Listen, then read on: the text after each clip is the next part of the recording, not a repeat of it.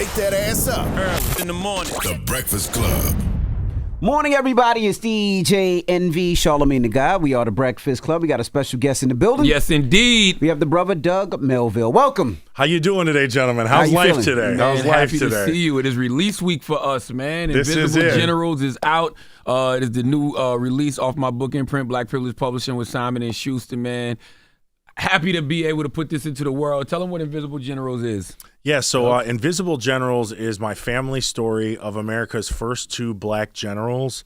And these two gentlemen, a father and a son, were critical to the integration of the United States of America's military, which was 75 years ago this year, and also were the two men responsible for getting the legislation passed to create the Tuskegee Airmen, and then the son commanded the Tuskegee Airmen. So these two men did so much in history, and out of the 335,000 people in the military at the start of World War II, there was only two black officers, a father and a son, and they were the Invisible Generals, treated as if they were invisible as a way to get them to resign, drop out, or get dishonorably discharged from the military, but they used it as a superpower to help change America. When did you know that was going to be the title of the book?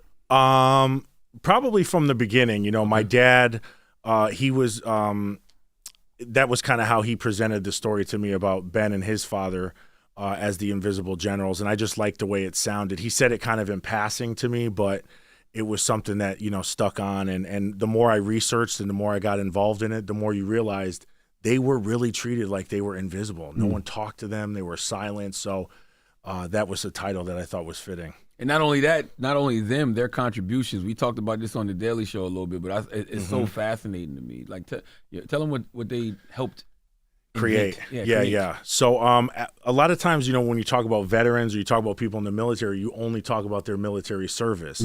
But the reality is there's so many more contributions. So Ben Davis Jr., the youngest of the two Invisible Generals, when he retired in 1970 from the military, he then went on to work at the Pentagon, and he was responsible for leading the efforts to create what is now known as the TSA. So there was only two airports in the whole United States that had commercial security, and there was a lot of hijackings and skyjackings.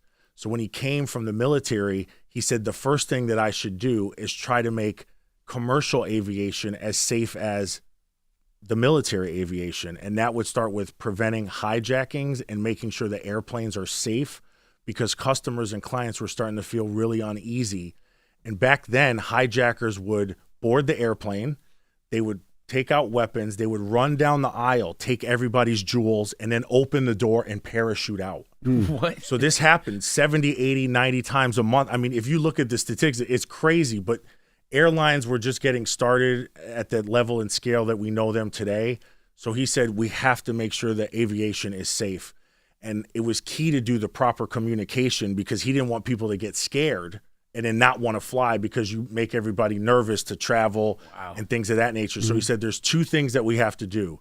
Number one, we need to have people undercover and have them federally regulated to make sure, like, you know, Passenger 57, like Wesley Snipes, you know, he has to go on here and like protect the plane. And he oversaw the training of 4,000 officers who ended up being the first federally funded air marshal or sky marshal program. So that was one solution. And the second solution was take the two airports in DC that had commercial security and see how he could replicate that using x-rays and using metal detectors for luggages and people to ensure that they were safe when they went in. So this man did both of these contributions, and people never heard of them. Yet we use these things all day, every day. We don't even think about it. Come on, man. Now, I was going to ask, so when he did it so long ago, why did it take so long for the whole world to jump? Was it the 9/11 fear? Yeah, 9/11 fear was when TSA, you know, kind of upped their game a little bit and became a little bit more of a federally funded and centralized, because each airport was doing it somewhat individually. They had the federal standards, but each airport had a little. You remember before 9/11, you would kind of go. You could walk to the gate. Yeah, 1 minute early, you'd be like, "Oh, went off in your pocket." They'd be like, "You so crazy." Right. What's going on here? So that was when it became what most people know of it today. But you know, he did these under the guidance of the president at the time, and it was important that he made aviation safe. So that's one of the stories I share in the book is, how can we not know these stories? And then the speed limit, like that's crazy to even think that there was a time where there was no speed limit. Yeah. And this was under the Carter administration. Those two were under the Nixon administration, but under the Carter administration, he went and they brought him on in 1975 to be a special assistant to help create a national speed limit. So it served two different purposes. Part of the purposes was to ensure that maximize gas, because there was a gas shortage and they wanted everybody to drive, at a rate that would maximize the RPMs of the car. And then the second part of it was to federalize a national speed limit, because there was a lot of confusion in the states, truck drivers, ticketing, but people didn't want it, and it was really his last assignment. And some would argue he got, that was his last assignment because everybody was writing letters going, we hate the 55-mile-an-hour speed limit. It was 65. You lowered it. I bought this fast car. I hate it. So he was nicknamed Mr. 55, but it wasn't something at the time that was very complimentary. People really thought it was more of a burden, but he was the one who made sure that was put into federal law. So my question is this is a lot, right? It's a lot. So you talk about TSA, you talk about, what he did in the military and, even the speed limit. What made you want to share this story? What was the point where you said, I want to share this story? Yeah, so it came out in an unexpected way. So I was invited to a screening of the movie Red Tails, and Terrence Howard in the movie was the commander of the Red Tails. Yep. And we're all there. It's the Red Tails. It's a bunch of actual Tuskegee Airmen on one side, and then the actors on the other side, and I'm in the middle. And they're like, Doug, this is the screening of Red Tails. And I was like, oh my gosh, I'm so excited. And then we get down to the screening, and he comes on the screen, and his name was changed. Dang. And I was like, what? Colonel Bullard? Who is that? So I'm furious, and I leave, and there's an after party, and I start asking people at the party, who changed the names? And they're like, oh, Doug, this is Hollywood. This isn't a documentary. This is a movie that fictionalizes the Red Tails. And I go, yeah, but all the families are here, and all the names are changed. That's real. And I went home and I said, Dad, this is, outrageous. And my dad laughed at me and goes, Doug, if you think changing the names are bad, let me tell you how I was raised and how Ben and his father helped raise me and how they lived as if they were invisible because our lives were threatened. And then he shared with me the story, and that kind of sent me on a journey to start researching and going in, because even my dad found out things during this process that he didn't know about, and it was an incredible experience to go do that. What inspired you to dive into rediscovering your family's legacy, though? Yeah, I think, once I started scratching it, the first thing I did was I set a Google alert, and honestly, Charlamagne, I set the Google alert in 2012, 13, 14, 15, and I was like, one day someone's going to write about this, or why does nobody know about it? And then in 2015, the Google alert went off that West Point Military Academy was considering renaming their biggest, largest barracks after General Davis. There was actually three names. It was William Westmoreland, it was Norman Schwarzkopf, and it was Benjamin O. Davis. So Ben Davis Jr., he graduated from West Point in 1936, but they didn't know he was black when he entered the academy. So on his first day, they put him in a makeshift room at the end of the hallway with no roommate. And he goes to campus for 4 years with not one person talking to him. So they use silencing as a way to get him out of the military. So he goes to bed the first night. The second day he wakes up, he hears pitter-patter of the feet of other cadets. He feels like they didn't put a flyer under his door because he was in a solo room at the end of the hall. So he gets dressed and he runs down to the room, and the door is locked. And he listens in, and they say, we accidentally let an N-word in, and we need to silence him until he drops out.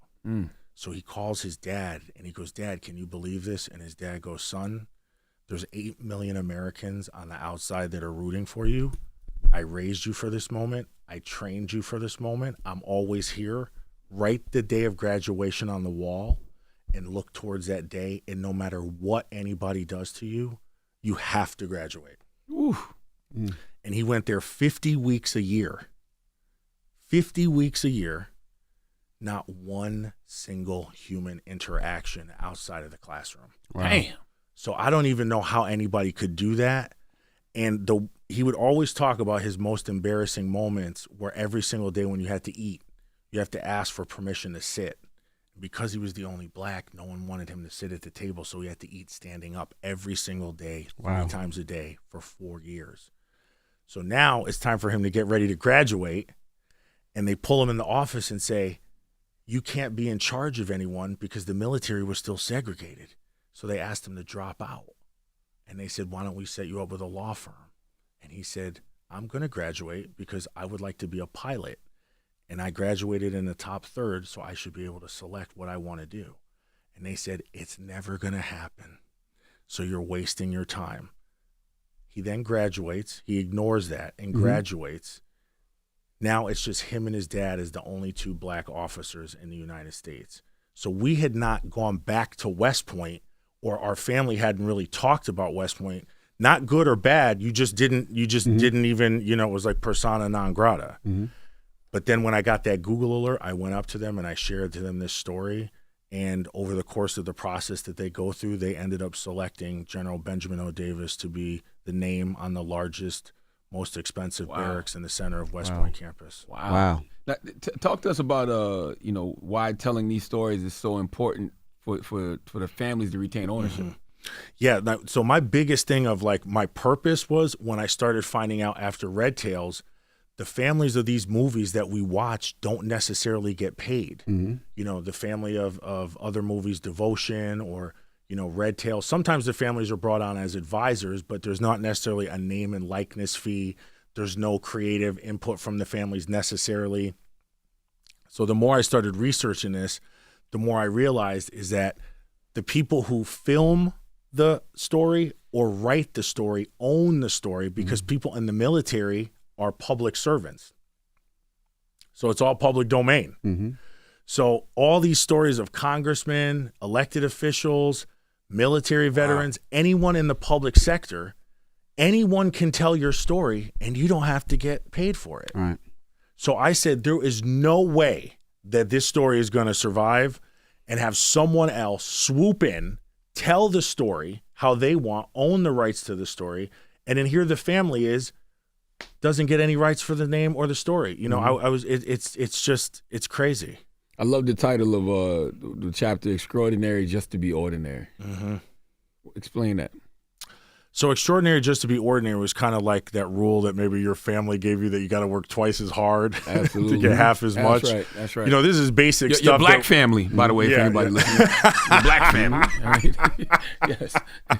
Yeah. No, it's a thing that you're raised with. My dad would always say, Doug, C is for garbage man. And I would say, no, Dad, Billy got a C or other people. And he's like, nah, Doug, nah. You can't get a C. So I think extraordinary just to be ordinary was really the plight of these 2 men graduate, are the only 2 officers in the United States of America, and now they can't be in charge of anybody because the military is segregated. So their job was to go to black colleges and teach ROTC. So for 4 years, they go to all these black colleges, and this is when the black graduation rate was under 10%. So the literacy rate was low. They go to all these black colleges. 2 officers that should be in charge of people going into battle, and they're teaching military war college. But they didn't complain. They said, what we're going to do is we're going to tell these men, you're black men, keep your chin up, keep your head up, focus on the dream, write a goal on the wall, and one day this country is going to call you and need your service. At the start of World War II, black pilots were needed. And all those men that they taught ended up being the 15,000 Tuskegee Airmen that went down to Alabama, and that was the creation of what the Tuskegee Airmen became. So when I said extraordinary just to be ordinary, you have to sometimes be 10 times qualified just to get a job that someone else did with a different background that you just, they just walked right into it. And, crazy, this is real life stuff. I mean, this is like all of us. You see someone got 10 PhDs, and then this guy's like, oh, yeah, but my uncle did it. Yeah, it's true. Right. So what's your thought on military now, and especially the way that they treated your family members and the way they've, consistently treated black military men? What's your thoughts on it now? I think the military is evolving. I kind of look at it as like a heartbeat. It just goes in and out, in and out. I think the military now is in the best place it's ever been. There's more people looking at this subject than ever before. There's more people talking about it. There's more eyeballs on it. But just like any big organization or institution, more can always be done. But I think if you look at our Joint Chiefs of Staff, General C.Q. Brown, General Austin, the top generals in the whole United States of America are black men or men of color. So the military really has made a conscious effort to do better. And I think a lot of people are making an effort. I think the challenge is that the receiver of the effort, the people that benefit the most, always feel like everything's going too slow. Oh, why is it not moving faster? Oh, by the time I do this, I'm going to, be too old. So the military is trying to evolve, and I think that's all you could really ask. But I think it's our responsibility to also evolve it by bringing facts and stories that change the narrative. Black people in the military, their stories have been made invisible or have been erased, just like with, redlining. I mean, there's so many stories of all these different black communities flooded to become lakes. You look at Central Park. I mean, you look at all these different things and say, everything keeps getting erased and deleted. So if we don't go back and ask our fathers and grandfathers and uncles and aunts what happened back in the day, we're never going to really get the real story. And then we have to take everybody at their word. And that word may have been skewed or biased based on the people who wrote the word, based on historians, based on what people chose to feel was valuable in writing. You know what I love, man? I love the fact that, when you look at all the books that are being banned and you look at things like critical race theory and how they're really trying to erase so many of black people's contributions. This is why books like Invisible General are so important. How do you feel about that? Yeah, I actually, it's funny enough, Shar, I asked if I could have a book ban meeting because I wanted to understand what constitutes a banned book. Hilarious. And I called everybody and we had a Zoom and I said, excuse me, can I request a banned book meeting? And they all get on the phone and they were explaining to me, if you bring up a side of alternative history, then that could be considered to be a banned book. Is there such thing as alternative history? It's either history or it's not. Well, that's right, but it's alternative to what is the general understood history that came out. So it's very subjective. It's the truth. Don't present the truth about history. Don't be showing up here with a new story that no one ever heard of and then try to get it put into the schools. But the thing about the banned books that's so wild, and think about it, we don't ban websites. We don't ban anything on streaming. But there's something about the book and something about the written word that everything stems off of that people want to ban, and it's just really odd for me. But the result of that meeting was they said that in the state of Florida, in the state of Texas, public schools and universities, sometimes public libraries may not actually carry the book due to the book ban, and it may actually end up on a list. That's crazy. Wow. And in the book, you also say a father figure inspires his men to achieve. I love that. Can you expound on that? Yeah. So Ben Davis Jr. was really the many of the Tuskegee Airmen, the ones that are still alive or you read stories, they looked at him as a father figure. And actually, Ben Davis Jr. had no biological kids of his own, but my dad was his oldest nephew.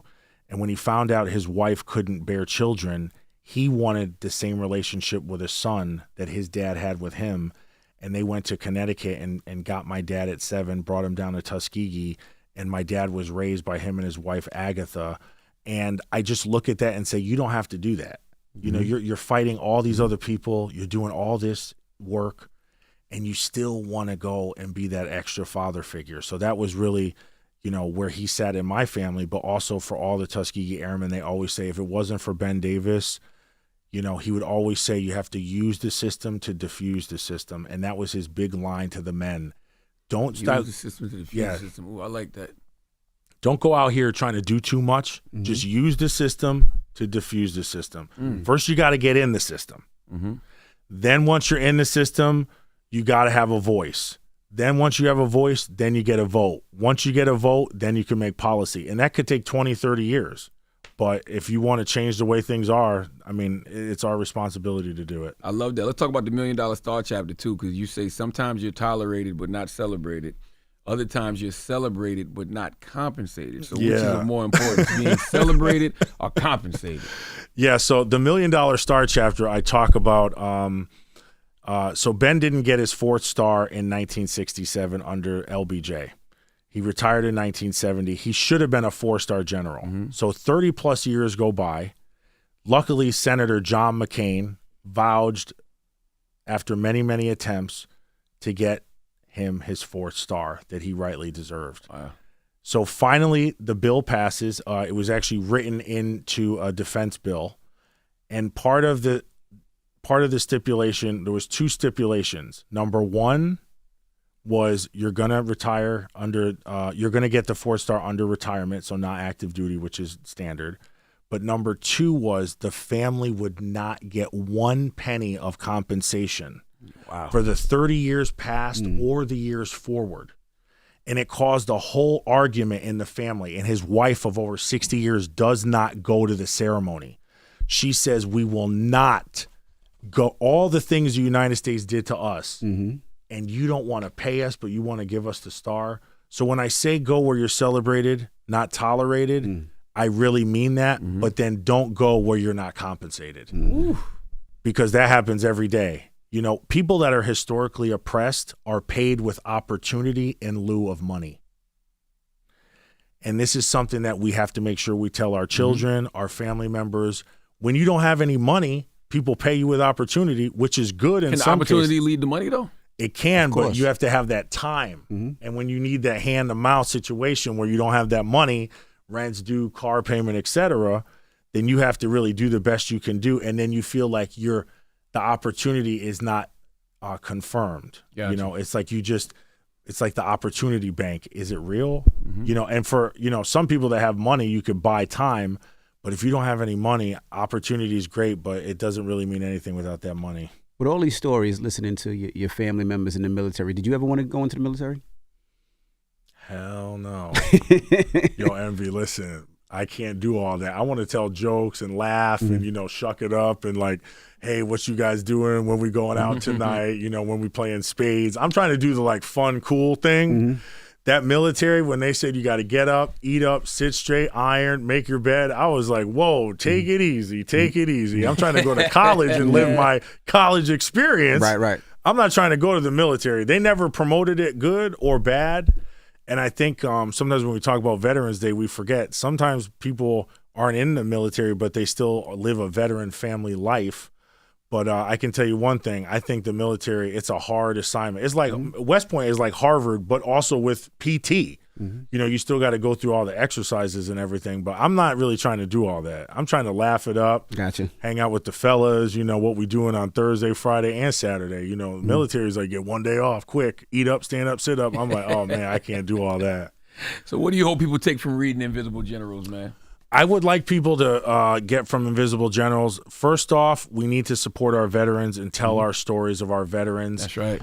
And I think that's the main thing I want people to do is take a minute, love thy veteran. Veterans Day right around the corner. Veterans Day, that's what I'm saying. Yeah. We need to be out here loving the veterans, hyping them up, 11/11, being positive, looking at them as not people running around in fatigues, but people all in the world, CEOs, CFOs, COOs. I think that's so important. And then the next thing I want people to take out of this book is I want everybody to own their own story. You have got to write your family story. Charlamagne, Envy, everybody. We write memoirs sometimes, but sometimes you have to go back 2 or 3 generations, understand the jet fuel that your family worked for and that generational collateral and see, can you actually continue something? You're not lost. You didn't just get dropped here. But I want people to take that time to look on their couch before their family members pass away and say, hey, you know what I'm saying? Let's go out here. Let's learn about our family, because I switched my career to become a diversity officer in corporate America when I found out my family story. I was working in LA for Magic Johnson, and he was teaching me what diversity was, but I wasn't doing a diversity in a corporate environment. But the second that I found out my family story, I say, you know what? I'm going to make sure I make those who are invisible visible in corporate environments. And that was because I asked the people on my couch what they lived through. So if there's one thing to take out of it, That's what it would be. Absolutely. Veterans Day is 11/11. That's right. Right? 11/11 at 1:11. That's the time World War I ended.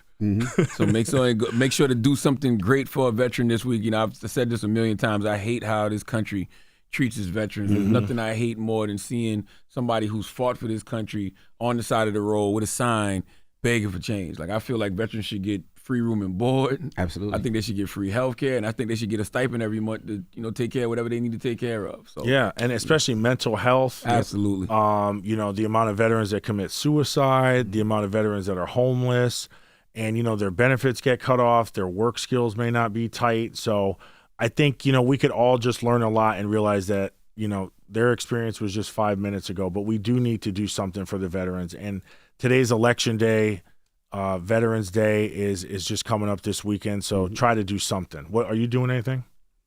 I feel like I do I don't want to say that, but I do a lot for the veterans all the time. But I don't. Yeah, I'm down. Other than just providing money and resources. Yeah. But that's what I try to do. That's mainly what I try to do. Like, I cannot pass somebody who I know fought for this country. Yeah. And not give them $20, $50, $100, something. Yeah. Like in talking about invisible.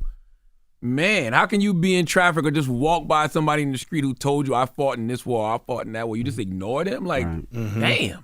And then it's crazy, you ignore them to go to the charity event. Oh my God. You be like, hey man, we going downtown, we got the big charity event, everybody's dressed up, but then in the meantime you are not, helping the people that are right there in front of you. What are some things we could do? I think the first thing is right there. If you see somebody with a sign, it's all, everybody has their own way that they donate money, but I think the first thing is give money to a veteran, number one.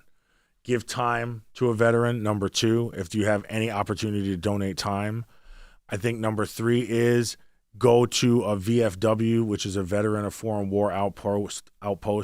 Go to the VA hospital, read to a veteran, talk to a veteran, ask them if you could cook for them. There's so many different ways. There's millions and millions and millions of veterans. I mean, we're really not, even when I talk about, corporate diversity, I mean, veterans don't really get that level of shine or opportunity that other people get, kind of when you look at all the different areas that companies support. But veterans in America in particular, it's a huge, huge opportunity. And I think, number one, even acknowledge a veteran. Have a party. Absolutely.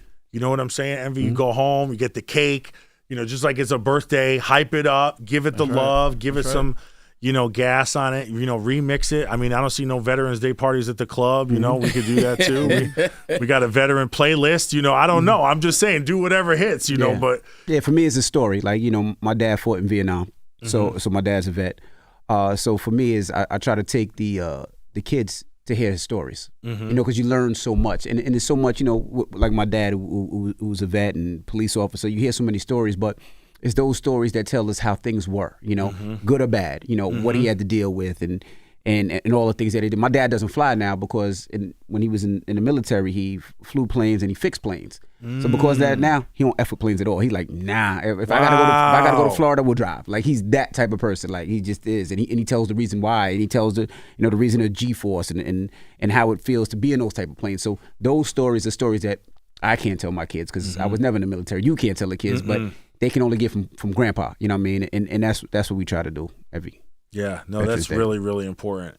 And I think the other thing is, talking about the homeless veterans, when you say the word invisible, it's invisible maybe to some people, but it's very visible to the person living it. Absolutely. We say invisible generals, but the black newspapers covered him all day, every day, but the mainstream didn't cover him. So what is visible and invisible? That guy sitting on the corner, we may all be walking over him, but he sees other of him all over the city and says, there's tons of us. How come no one can see it? So it's visible to some, but then invisible to others. There you go. Well, make sure y'all go pick up Invisible Generals. It is available everywhere you buy books right now. You can go to Amazon. You can go to Barnes & Nobles. You can go into the Barnes & Noble bookstore, local bookstores. Invisible Generals, man, the latest release off my book imprint, Black Privilege Publishing with Simon & Schuster, Atria Simon & Schuster. So, Doug, thank you, brother. Doug Melville. Thank you, man. I appreciate you. Thank you, brother. And where can they find you? And I want to just thank you, Charlamagne, for believing in the story. Absolutely. And actually saying that you were the one who was going to helped me tell this story, because it's so important to realize without people like you helping these stories get out into the world, the story doesn't exist. You know what I mean? It was really you that stepped up, and I just appreciate you so much, because every single thing counts and every single decision helps one at a time. And it's like each one teach one. So I appreciate you so much for believing in the story and my family, and, you know, helping It's build just to the life. beginning, man. We got documentaries, books, movies. Yeah, we got all that. We getting paid. What's up? Where's that cheese at? It's Doug Melville. It's the Breakfast Club. Good morning. Wake that ass up. In the morning. The Breakfast Club.